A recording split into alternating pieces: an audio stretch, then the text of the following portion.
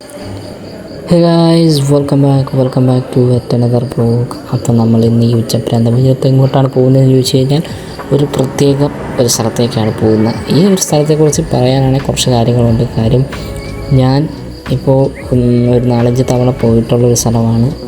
എപ്പോൾ പോയാലും ഒരു ഫ്രഷ്നെസ് തരുന്നൊരു സ്ഥലമാണ്, സർപ്രൈസിങ് ആയിട്ടുള്ളൊരു സ്ഥലമാണ്. എപ്പോൾ പോയാലും ഏത് സമയത്ത് പോയാലും നമ്മളെ ഞെട്ടിക്കുന്നൊരു സ്ഥലം കൂടിയാണിത്. അപ്പോൾ നമ്മൾ അങ്ങോട്ടുള്ള റൂട്ട് കയറിയിരിക്കുകയാണ്. അപ്പോൾ ഞാനിപ്പോൾ പറഞ്ഞു പോയെന്ന് തോന്നുന്നു. അപ്പോൾ നമ്മളിന്ന് ഇങ്ങോട്ട് പോകുന്നതെന്ന് വെച്ച് കഴിഞ്ഞാൽ വാഗമണിലേക്കാണ്. വാഗമണിലേക്ക് പോകാമെന്ന് പറഞ്ഞാൽ ട്രിപ്പും കാര്യങ്ങളൊന്നും അല്ല, ഒരു വർക്കിൻ്റെ ഭാഗമായിട്ട് തന്നെ പോവുകയാണ്. ഇത് വാഗമൺ പോകുന്ന നമ്മുടെ റോഡാണ്. ഈ ഒരു റൂട്ട് ഞാൻ രാത്രി ഒരു പ്രാവശ്യം പോയിട്ടുണ്ട്. നിങ്ങൾക്ക് ഞാൻ അതിൻ്റെ വീഡിയോ ഇട്ടിട്ടുണ്ട്. നൈറ്റ് രാത്രി 12 മണിക്ക് വാഗമൺ പോയെന്നൊക്കെ പറഞ്ഞൊരു വീഡിയോ. ആ റൂട്ടാണിത്. ഒരു കാട്ട് റൂട്ടൊക്കെ കൂടിയാണിത്. അപ്പം ഞാനെന്താ പറഞ്ഞു വന്നതെന്ന് വെച്ച് കഴിഞ്ഞാൽ എപ്പോൾ പോയാലും നമുക്ക് ഈ റൂട്ട് സർപ്രൈസിങ്, അല്ലെങ്കിൽ വാഗമൺ പോയി കഴിഞ്ഞാൽ എപ്പോഴും നമുക്ക് സർപ്രൈസും പുതിയൊരു ഫ്രഷ്നെസ്സും തരുന്ന ഒരു റൂട്ട് കൂടിയാണ് ഈ വാഗമൺ എന്ന് പറഞ്ഞു കഴിഞ്ഞാൽ. കാര്യം എന്താണെന്ന് വെച്ച് കഴിഞ്ഞാൽ നമ്മൾ താഴത്തുനിന്ന് കയറുമ്പോൾ വിചാരിക്കും ഈ കോടയിൽ കാണിയില്ല, ഈ ഉച്ചപ്രാത വെയിലത്ത് പോയി കഴിഞ്ഞാൽ കോട എന്ത് കിട്ടാനാണ്, അല്ലെങ്കിൽ ഇപ്പോൾ പോയി കഴിഞ്ഞാൽ കോട എങ്ങനെ കിട്ടാനാന്ന് പറഞ്ഞായിരിക്കും നമ്മൾ കയറുന്നത്. പക്ഷേ കയറി കഴിഞ്ഞ് കഴിഞ്ഞാൽ വാഗമൺ ഒരു സർപ്രൈസിങ് ആയിട്ടുള്ളൊരു സ്ഥലം, അല്ലെങ്കിൽ ഒരു നേച്ചർ ബ്യൂട്ടി എന്ന് പറയുന്നൊരു സാധനം റിയലായിട്ട് കാണാൻ പറ്റുന്നൊരു സ്ഥലമാണ് ഈ വാഗമൺ എന്ന് പറഞ്ഞു കഴിഞ്ഞാൽ.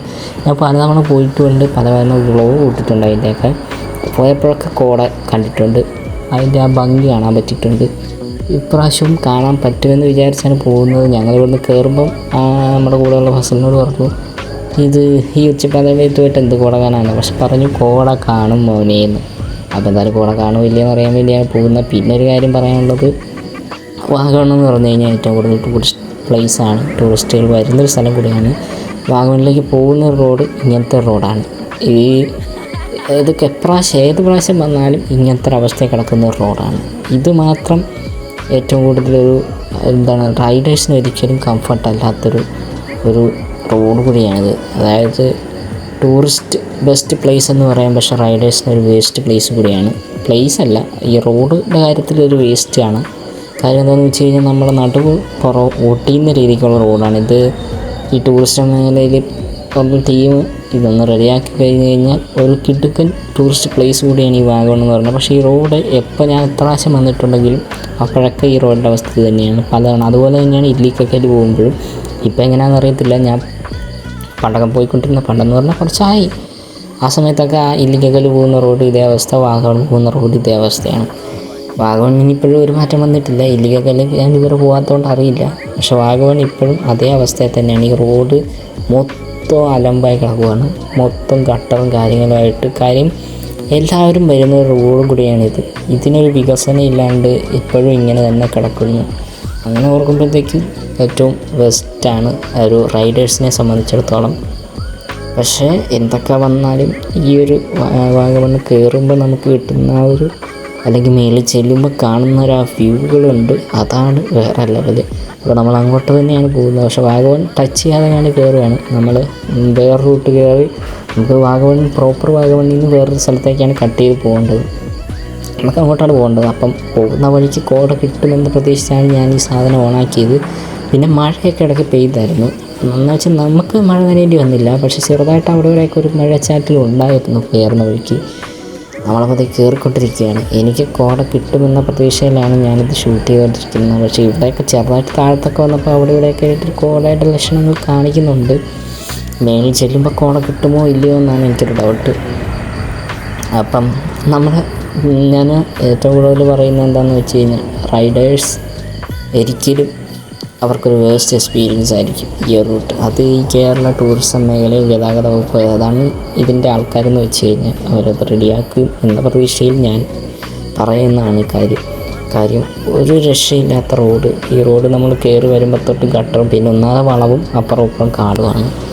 കാര്യം കൂടുതൽ പ്രശ്നമാണ്. ഈ രാത്രി കാലങ്ങളിലായാലും എല്ലാവരും പല രീതിയിൽ പല ആൾക്കാർ കയറി വരുന്ന റോഡാണ്.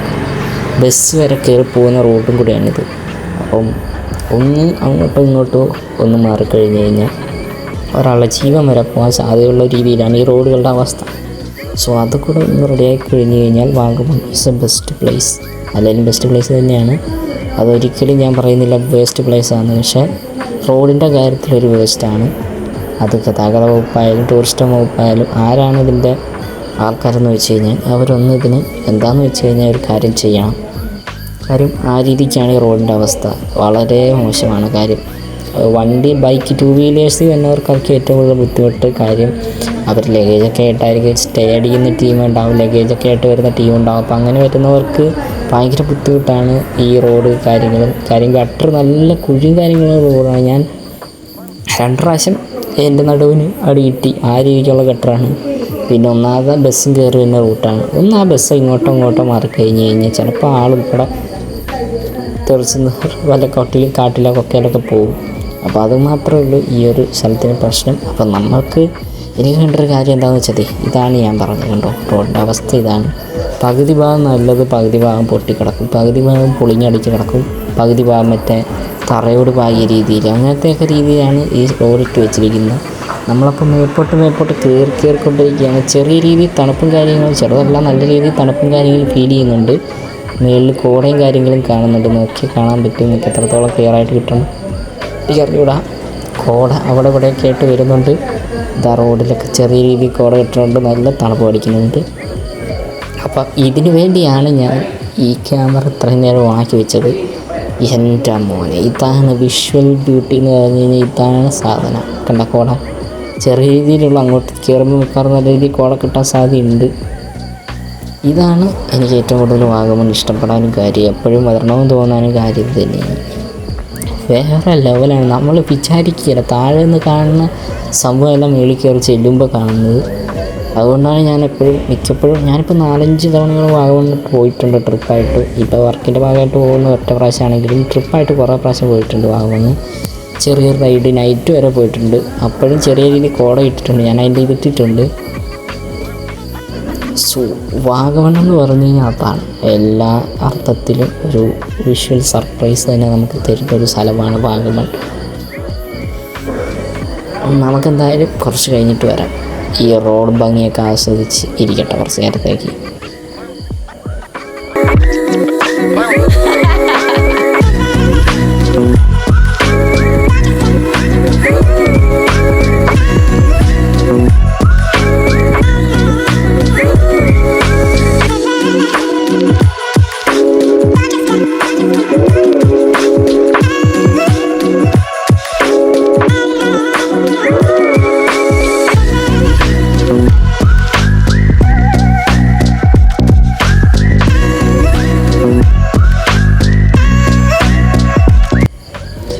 വിഷ്വൽ ബ്യൂട്ടി എന്നൊക്കെ പറഞ്ഞാൽ ഇതാണ് സാധനം. നോക്കി 2 സൈഡിൽ തേയിലത്തോട്ടം, നടുക്കൂടെ റോഡ്, അതിൻ്റെ ഇടയ്ക്ക് കോട.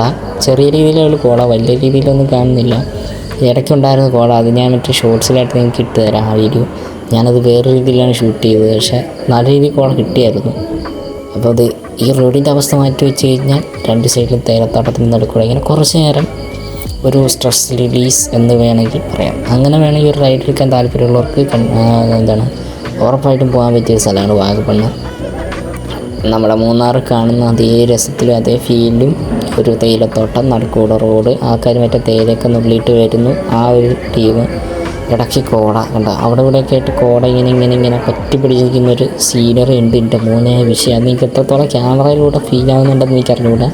പക്ഷേ അത് റിയലായിട്ട് അവിടെ പോയി കാണുവാണെങ്കിൽ എനിക്ക് മനസ്സിലാവും അതിൻ്റെ ഒരു ഫീലും അതിൻ്റെ ഒരു ആ ഫ്രഷ്നെസ്. എപ്പോൾ വന്നാലും ആ ഒരു ഫ്രഷ്നെസ് എപ്പോഴും ഉണ്ട്. ഞാൻ എത്ര പ്രാവശ്യം വന്നിട്ടുണ്ട്, എന്നിട്ടും ഞാൻ ഈ വ്ലോഗ് എടുത്തുകൊണ്ടിരിക്കുകയാണ്. ഞാനിത് വ്ലോഗും ചെയ്തിട്ടുണ്ട്, എനിക്ക് തോന്നുന്നു 2 പ്രാവശ്യം ഏതാണ്ട് വാഗമൺ വന്നിട്ടുണ്ടെന്ന് തോന്നുന്നു. അതിൽ 2 പ്രാവശ്യം ചെയ്തതും വ്ലോഗ് എടുത്തിട്ടുണ്ട്, പിന്നെ ഒരു നൈറ്റ് വന്നതിൻ്റെ വ്ലോഗ് എടുത്തിട്ടുണ്ട്.